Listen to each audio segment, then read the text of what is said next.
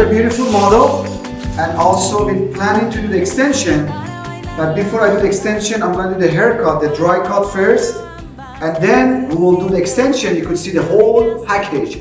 Stay tuned with Jeff Racing. Cosita y arriba y arriba, ay arriba y arriba, por ti seré. Yo no soy marinero, yo no soy marinero, soy capitán, soy capitán, soy capitán. Bam, ba, bam, ba. Bam, ba, bam, ba. Bam, ba, bam, ba. Bam, ba, bam, ba.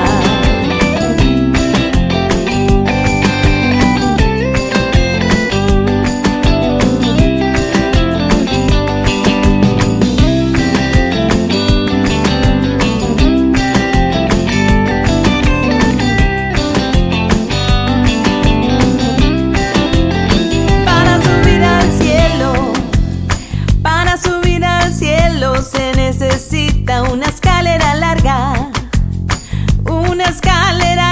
y otra cosita y arriba y arriba. Ahí arriba y arriba contigo iré. Yo no soy marinero, yo no soy marinero, soy capitán, soy capitán, soy capitán. Bam, ba, bam, ba. Bam, ba, bam, ba. Bam, ba, bam, ba. Bam, ba, bam, ba.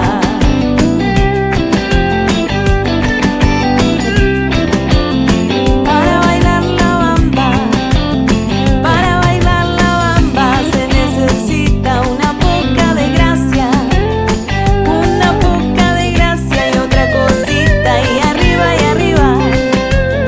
Ahí arriba y arriba por ti seré. Yo no soy marinero, yo no soy marinero, soy capitán, soy capitán, soy capitán. Bam, ba, bam, ba. Bam, ba, bam, ba. Bam, ba, bam, ba. Bam, ba, bam, ba.